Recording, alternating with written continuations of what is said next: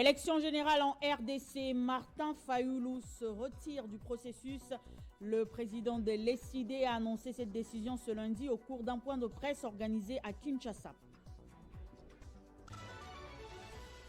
Conflit Tekeyaka dans le Kwamount, la commission de pacification diligentée par le chef de l'État Félix Tshisekedi a restitué la première phase de sa mission ce lundi à Kinshasa. Les détails dans ce journal. Révolution médiatique, Télé 50 totalise ce 24 juin 13 ans d'existence. Sa ligne éditoriale inspirée et dictée par son patron Jean-Marie Kassamba et la défense des intérêts de la RDC et de ses institutions.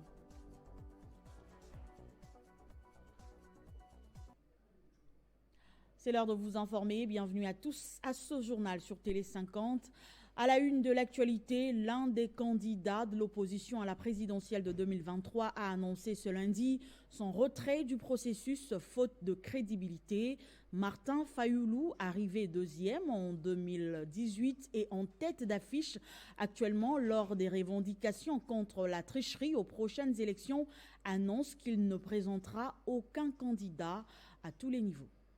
Et c'est à 7 jours du début des dépôts des candidatures que ce grand leader de l'opposition jette le pavé dans la mare. L'ESID, son parti politique, mieux la coalition Lamouka qu'il porte, ne compte pas prendre part à une parodie d'élection comme il le désigne lui-même. Ce lundi, lors d'un point de presse, Martin Fayulu a affirmé que l'actuel bureau de la CENI n'a pour but que de faire élire Félix Tshisekedi et lui accorder une majorité parlementaire frauduleusement. Congolaises et Congolais, la vie est faite de choix et des décisions. Aussi, faut-il savoir dire non quand il le faut. Aujourd'hui, au regard de la gravité de la situation, nous disons non à une parodie électorale. Nous annonçons à l'opinion nationale et internationale que nous avons décidé de ne pas déposer les candidatures de nos membres à tous les niveaux des élections. Tant que le fichier électoral, c'est-à-dire la liste des électeurs, ne sera pas refaite dans la transparente et auditée par un cabinet extérieur compétent à la matière. Une position que le Front commun pour le Congo avait adoptée depuis plusieurs mois déjà, en refusant carrément d'appeler ses militants à l'enrôlement. Joseph Kabila, qui réunissait ce lieutenant à peine la semaine dernière, a eu l'occasion de rappeler les germes de la séparation de la coalition, notamment la violation à tort et à travers des textes en commençant par la Constitution. Sans autant de figures majeures de la politique congolaise, le processus électoral actuel qui ne bénéficie non plus de la confiance des religieux, tels que les catholiques et les protestants, se vide de toute substance à quelques mois du jour J. Nous demandons à nos pères spirituels, en tant que leaders de la conscience nationale, de ne pas accompagner la CENI dans la conduite d'un processus électoral fondé sur un fichier électoral fabriqué de toutes pièces. Nous exhortons la société civile et l'intelligentsia congolaise à manifester leur indignation face à ce qui se trame sous nos yeux. Réagissant à cette information, Olivier Kamitatou, porte-parole d'Ensemble pour la République, reconnaît le caractère frauduleux du processus en cours, mais maintient que les candidats seront présentés à tous les niveaux de leur côté. Les prochains jours, en attendant décembre, sont marqués par des actions de revendication des leaders de l'opposition à travers le pays.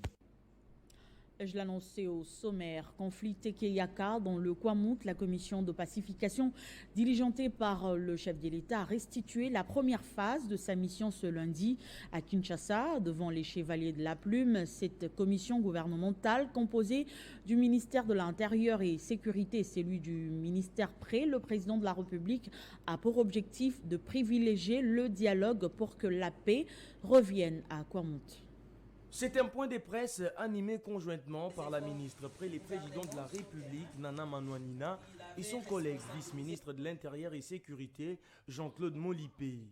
Ces derniers ont rendu public les conclusions de la première phase de la mission qui leur avait été confiée par le chef de l'État Félix Tshisekedi concernant les conflits Tekeyaka qui étaient ramener la paix et la sécurité, c'est-à-dire sortir les enfants qui étaient dans la forêt afin qu'ils reviennent à la raison. Mais la vie d'une façon générale bel et bien revenue. Pour preuve, notre vice-premier ministre de l'Intérieur, y était. Et il a demandé même à nos compatriotes qui se sont réfugiés au Congo-Brazzaville de regagner les Kwamut parce que la paix y était. Et un autre élément, c'est que déjà la CENI s'est organisée pour aller commencer l'enrôlement. Donc ce sont des signes qui démontrent clairement que la mission a été une réussite et qu'aujourd'hui, dans le territoire de Kwamut, il y a la paix et il y a la vie. De son côté, Jean-Claude Molipé, vice-ministre de l'Intérieur, a salué les bons déroulements de cette première phase, malgré les obstacles et difficultés rencontrées. Les instructions que nous avons reçues de la plus haute hiérarchie, il a été clairement indiqué que le chef de l'État avait décidé que le message de paix puisse aller toucher tous ces enfants qui étaient.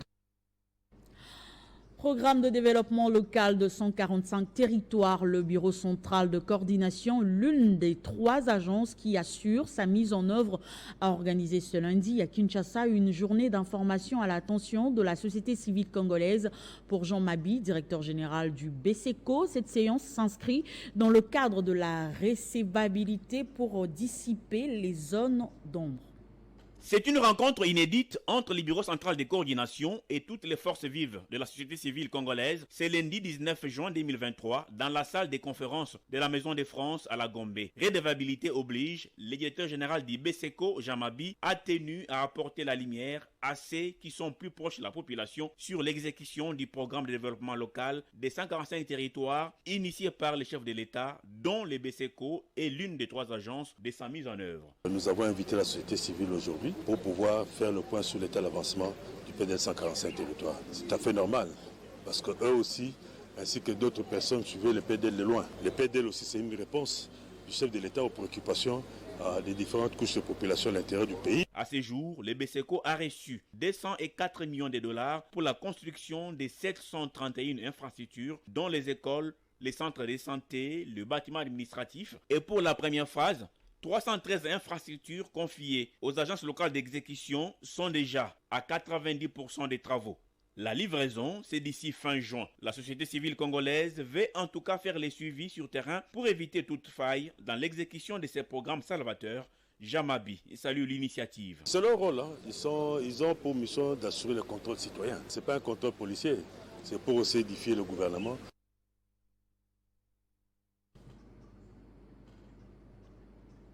À l'Agence congolaise de grands travaux, il y a eu signature ce lundi des contrats de 5 projets de la tranche de 150 millions de dollars américains du financement du programme sino-congolais, dont celui de la route Mbujimai-Mweneditu. Ce sont les directeurs généraux de l'ACGT et des CSISC qui ont procédé à cet exercice. Reportage Nathalie Yoko.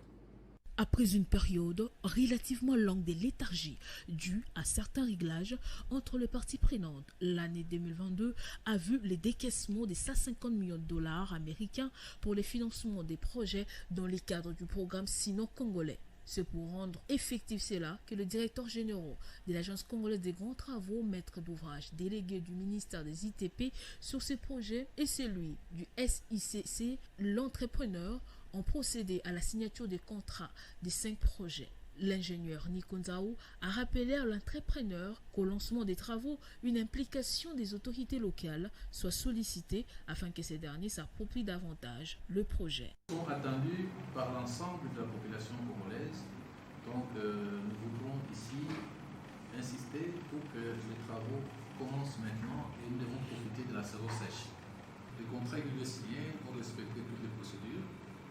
Et les entreprises chinoises vont travailler, mais ils vont sous-traiter une partie de ces travaux aux entreprises congolaises. Pour le contrat dont les travaux avaient déjà commencé, c'est ce que nous a promis que dans 48 heures, les travaux pourront reprendre. De son côté, M. Panglang, directeur général de la société SISC, a promis que tout sera mis en œuvre pour répondre au cahier des charges de chaque projet.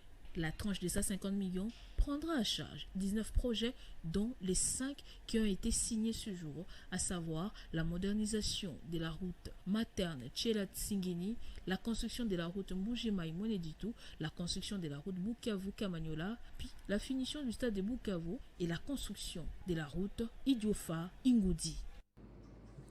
24 juin 2010, 24 juin 2023, voilà déjà 13 ans depuis que Télé 50 est entré et s'est affirmé dans les vies des Congolais, représentant la fierté du pays dans le secteur des médias. Votre chaîne s'est également imposée comme le véritable miroir de la société congolaise. Sa ligne éditoriale inspirée et dictée par son patron Jean-Marie Kassamba et la défense des intérêts de la RDC et de ses institutions. Comme chaque année, depuis ses débuts, un événement aura lieu mêlant invités et journalistes à un moment de gaieté qui fait tomber les masques de la télévision pendant une brève détente. Les invitations sont lancées et plusieurs surprises seront de la partie. Et après 3 mois d'observation, Séraphine Kiloubou, vice-ministre des Transports, Voies des Communications et Désenclavement, s'élance sur terrain. Elle a représenté la RDC à la 12e réunion ordinaire du Conseil interministériel du corridor central qui s'est tenue le 16 juin à Bujumbura au Burundi, où il a été question d'approuver le rapport annuel de performance financière de l'exercice 2022-2023 de l'organisation, ainsi que le budget annuel et le plan d'affaires de l'exercice 2023-2024. Prenant parole dans la foulée, Séraphine Kiloubou a réaffirmé l'engagement du gouvernement de la République démocratique du Congo pour le cofinancement des études de faisabilité et d'ingénierie préliminaire du projet des chemins de fer électrifiés à écartement standard sur axe Gitega, Bujumbura, Uvira, Kindu devra relier la République et les Burundi. Elle a en outre réaffirmé l'engagement de la RDC à développer les programmes des infrastructures des transports autour du lac Tanganyika en vue de renforcer les liens commerciaux avec les autres États de l'espace du corridor central. Celui de rendre un vibrant hommage à son Excellence, M. Félix Antoine Tshisekedi Tshilombo, pour sa détermination à bâtir au cœur de l'Afrique un Congo fort et prospère. La République démocratique du Congo est la 2e économie du corridor central, à ce qu'elle draine environ 1,5 million de tonnes de cargo à l'import-export par an. La RDC est la 2e force économique de cette organisation parce qu'environ 1,5 million de tonnes de marchandises importent et exportent des provinces de l'Est passent par les ports de Dar es Salaam. Le défi reste celui de la construction des infrastructures de transport efficientes devant interconnecter nos États ont fait de réduire le coût des transports qui demeurent les plus chers dans notre sous-région. Rappelons que les corridors centrales est une organisation sous-régionale du secteur de transport qui regroupe 5 pays enclavés utilisateurs du. Et puis le conseil d'administration de Kobil SA, chapeauté par son nouveau patron Jean-Thierry Mosenepo, a lancé ce lundi à Kinshasa une formation de renforcement des capacités de ses cadres pour une période de 4 jours. Benjamin Moudiata était présent pour le compte de Télé 50. Regardez.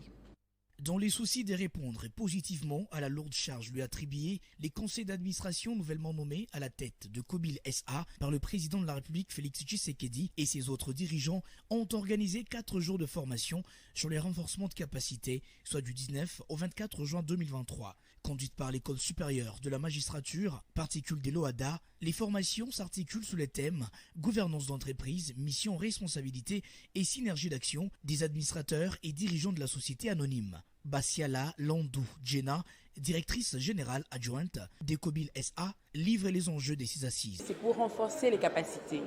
Donc quand on dit renforcement de capacité, c'est pour pouvoir mieux diriger et pouvoir... Aujourd'hui, Kobil fait partie des 3 majors, des sociétés majeures de la République démocratique du Congo.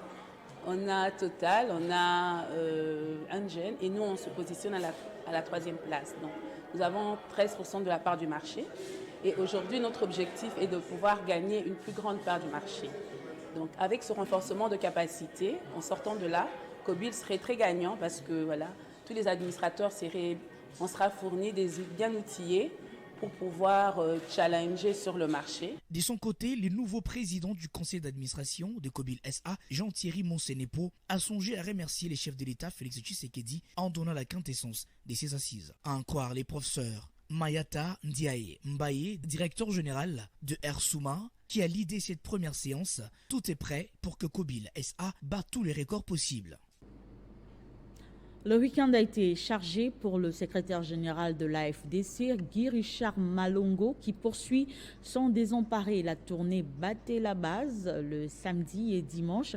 C'était respectivement le tour des communes de Ngaba et Kinseso.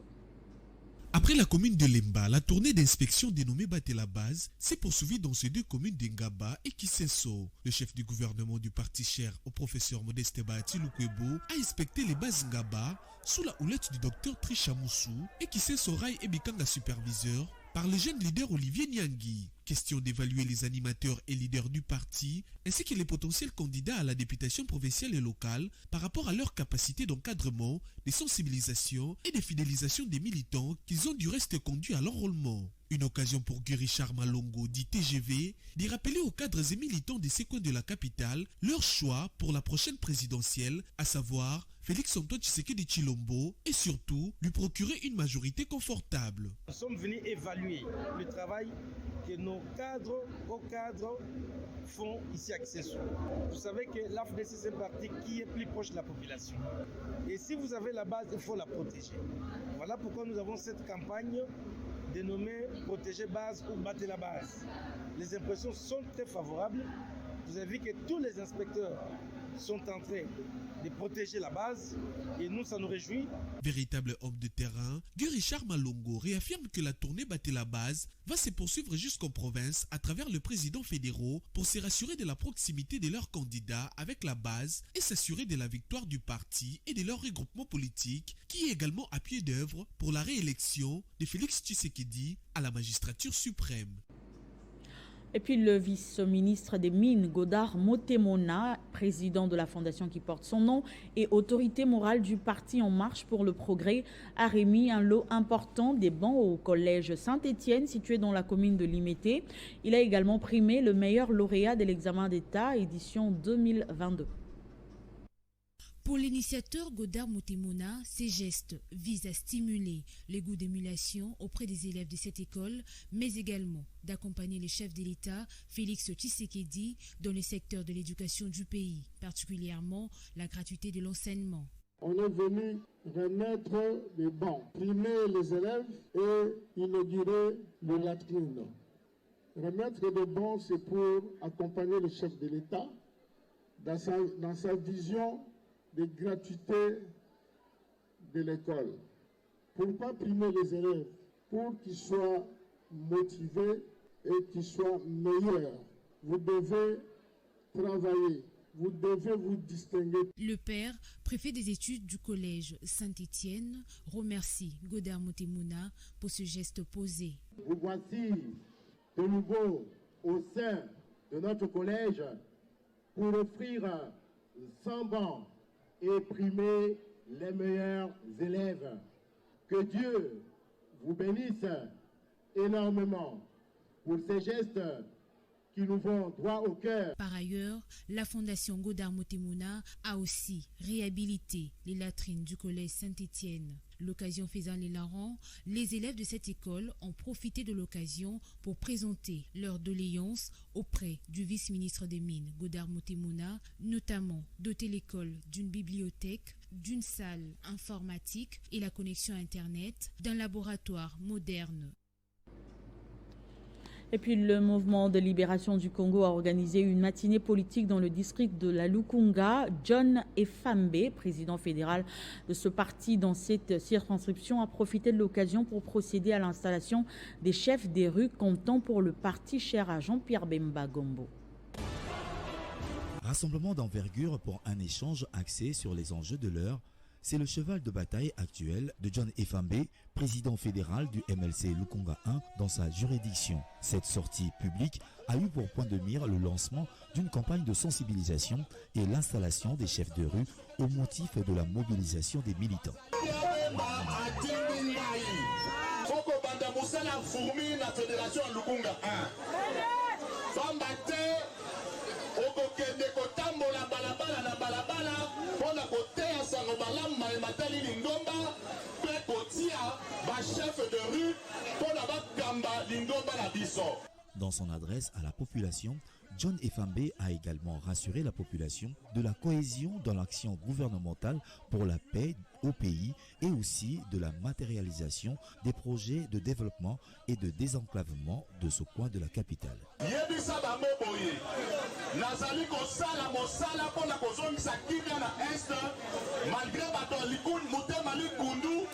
Depuis président Félix Antoine Tshisekedi Tshilombo nommé ngai bazali kolala pongite kosala mosala mabe pona tochaki na est ya mboka te. Cette matinée politique s'est clôturée par une série de questions de la masse auxquelles le porte-voix de Jean-Pierre Bemba à Lukunga a répondu à la satisfaction des partisans du MLC. Hervé Loumanicha, président de l'ASBEL Jamaya Mapendo, a officiellement rejoint le parti CRD, cher au président de l'Assemblée nationale, Christophe Mbosso. Il s'est fait accompagner des milliers de membres de son association qui partagent la même vision que son nouveau parti. Tous les membres de l'association Jamaya Mapendo ont adhéré ce samedi dans une ambiance spectaculaire au parti CRD, cher à Christophe Mbosso Kodia. Son président national, Hervé Loumanicha, a profité de l'occasion devant au moins 2000 membres pour rappeler l'histoire avant de justifier cette adhésion au sein du CRD qui soutient le renouvellement de la classe politique et la réélection de Félix Tshisekedi en décembre 2023.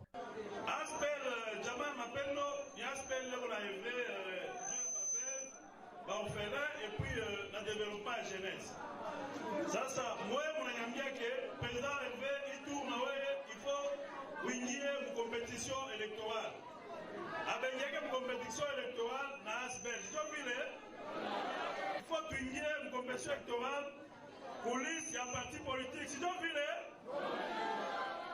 je commence à engager ma valeur, il y a Asbel, ma valeur, il y a CRD, parti, il y a président Mbosso.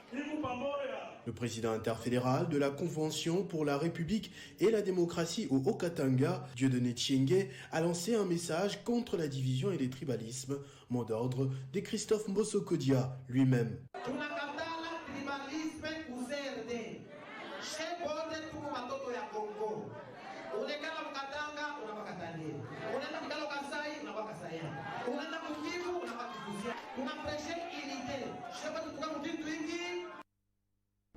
Le PANECO, parti cher à Bernard Kayumba, a effectué une grande mobilisation samedi au quartier Kamunganga dans le district de Funa. Parmi les têtes d'affiche, Jires Ngongo, leader de l'association DNK, qui a fait adhérer des milliers de membres à cette occasion. La mobilisation était totale ce samedi à Kamunganga. Des milliers de membres de la dynamique Ngongo Kayumba ont accompagné leur leader à cœur joie dans sa décision de rejoindre la marche du PANECO, cher à Bernard Kayumba, pour affronter les élections de décembre 2023. C'était à la place Elim, dans la commune de Ngalema, où ils se sont amassés en présence de quelques cadres du parti. Sur place, Jires Ngongo a donné les raisons de sa décision, notamment la cohérence des vues sur ce que le président de la République, Félix Tshisekedi, veut faire du Congo. C'est un choix premièrement de la raison et c'est un choix qui est motivé par la coïncidence qu'il y a entre les valeurs prônées par la DNK.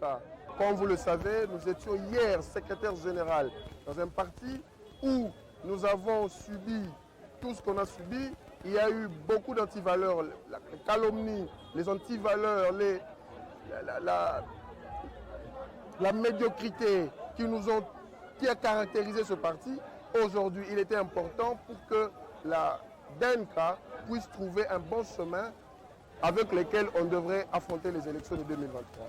Jires Ngongo et la DNK, désormais effectivement dans le PANECO, c'est une stratégie mise en place pour un résultat retentissant en 2023. Toutes les bases sont mobilisées et conscientes de l'enjeu, faire réélire Félix Tshisekedi et donner la majorité présidentielle et lui offrir la majorité parlementaire. Et plusieurs membres de l'Alliance pour les actions de développement du Congo ont connu leurs différents candidats de la FUNA. Samedi, une véritable démonstration de force pour les candidats tels que Rigen Kema, dénommé l'homme des cartons rouges. Dès les premières heures de la matinée, la mobilisation était totale à la mythique place Cohydro dans la commune de Limété. Les militants, partisans des différents cadres du parti AADC ont accompagné leur leader pour cette présentation inédite à quelques jours du début du dépôt des candidatures à la CENI. Tous ont été présentés à Madame Adèle Kabena, autorité urbaine de ce parti politique à Limété.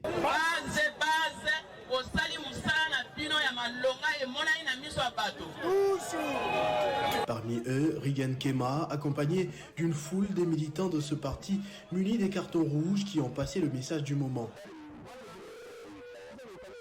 Il est temps que ceux qui ont échoué laissent la place à la jeunesse pour mieux faire, selon que le veut le président de la République, Félix Tshisekedi lui-même. Nous sommes venus l'accompagner pour montrer aux autorités du parti que nous avons de l'ancrage sur le terrain, mais aussi nous avons un électorat sûr.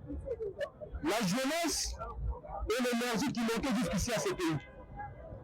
Vous avez vu vous-même, lorsque le chef de l'État a reçu les jeunes au Parlement, il a demandé à ce que les jeunes ne puissent pas seulement voter, mais qu'également ils puissent postuler. Le parti politique Alliance pour les actions de développement du Congo se mobilise pour faire réélire le président de la République, Félix Tshisekedi, et lui offrir une majorité parlementaire lors des élections prévues en décembre.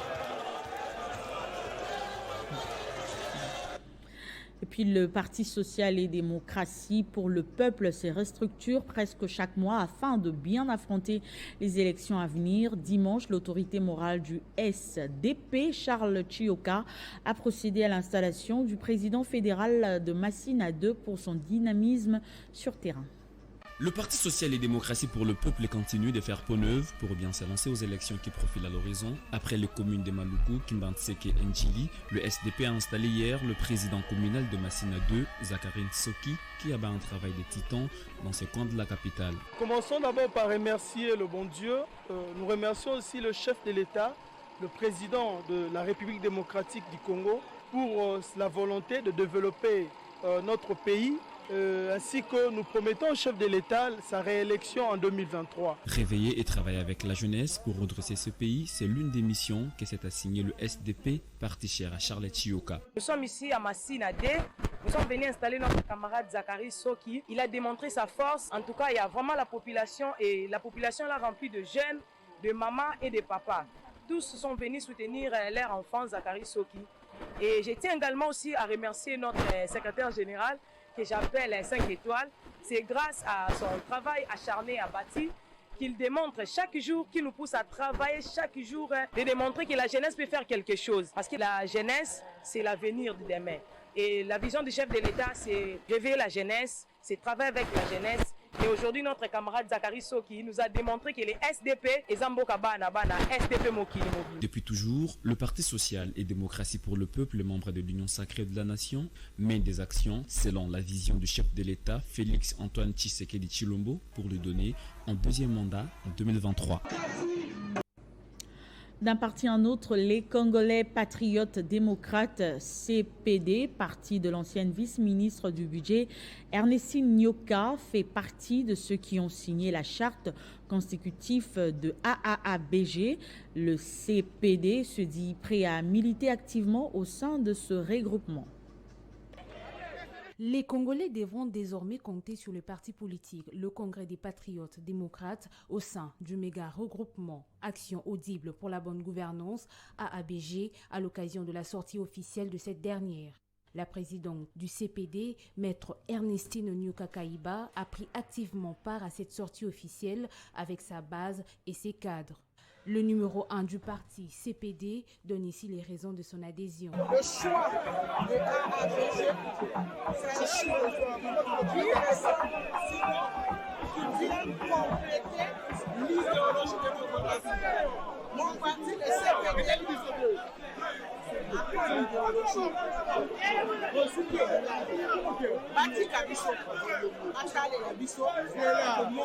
À 6 mois des élections, Maître Ernestine Nyuka estime que son parti optera une attitude des victoires pour un second mandat du président de la République. L'attitude de l'élu, c'est d'amener le chef de l'État à avoir un second mandat. C'est d'amener le chef de l'État à avoir une majorité écrasante, sinon on a dit une majorité confortable. Entouré des cadres et militants de son parti, l'ancienne vice-ministre du Budget se dit prête pour les échéances électorales à venir et se prépare au jubilé en 2024. Registre 13 ans de la bière Nkoi, la Bracongo lance officiellement la campagne Kisasa Mabele Nkoi. Cette campagne vise à promouvoir la marque de cette bière qui identifie les Quinois dans leurs divers domaines. Juin 2010, juin 2023, il y a de cela 13 ans, jour pour jour, que Kinshasa, capitale de la République démocratique du Congo, a un emblème Nkoi, l'esprit quinois. Bière blonde raffinée et adoptée par les Quinois, Nkoi continue d'être la bière aimée et préférée des Congolais. En effet, c'est dans ces cadres que Bracongo a lancé une nouvelle campagne dénommée Kisasa Mabele Nkoi, une manière pour l'équipe dirigeante de cette société de faire toujours d'Nkoi les symboles du savoir-faire et un savoir-vivre propre aux Quinois. Le terme Quinois devient un adjectif qualificatif pour désigner quelqu'un de courageux. Pour sa part, Patine Saraza, responsable marque chez Bracongo, a tenu à préciser que cette nouvelle campagne Kisasa Mabele Nkoi est conforme à la vision initiale, celle de mettre tout en avant-plan, les valeurs de Kinshasa. C'est la bière numéro 1 de la Bracongo, c'est la bière numéro 1 à Kinshasa, c'est la bière la plus consommée sur l'étendue de la République, et voilà, et on se devait encore une fois de célébrer. Voilà, donc ce spot, ce film publicitaire que vous avez vu, voilà, c'est la concrétisation de ce travail de toutes les équipes, de cette bonne bière qu'on déguste chaque jour, vous et moi. Bracongo, acronyme des brasseries du Congo, est une entreprise brassicole établie en République démocratique du Congo et une filiale des brasseries et glacières, initiale du groupe BGI, elle-même filiale du groupe Castel, dont les fondateurs est Pierre Castel. C'était l'essentiel de l'actualité, place au rappel du titre. Élection générale en RDC, Martin Fayulu se retire du processus. Le président de l'ECD a annoncé cette décision ce lundi au cours d'un point de presse organisé à Kinshasa. Conflit Tekeyaka dans le Kwamut, la commission de pacification diligentée par le chef de l'État a restitué la première phase de sa mission ce lundi dans la capitale congolaise. Révolution médiatique, Télé 50 totalise ce 24 juin 13 ans d'existence. Sa ligne éditoriale inspirée et dictée par son patron Jean-Marie Kassamba et la défense des intérêts de la RDC et de ses institutions. Ce journal est terminé. Merci de votre attention soutenue. Restez fidèles au programme de Télé 50 comme vous le faites déjà depuis 13 ans.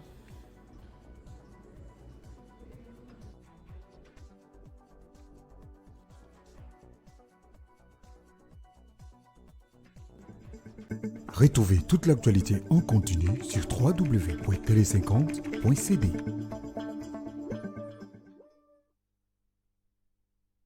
Le secrétariat général à l'environnement et développement durable et la direction générale des recettes administratives, judiciaires, domaniales et des participations des GIRAD informent les opérateurs exploitants les installations classées de la catégorie 1A assujetties aux taxes rémunératoire annuelles, TRA et des pollutions TAPO, des procédés sans tarder au retrait des notes des perceptions y afférentes au centre d'ordonnancement de la DGRAD auprès de la direction des établissements humains et protection de l'environnement du secrétariat général à l'environnement et développement durable en face de la clinique quinoise dans la commune de Lagombe.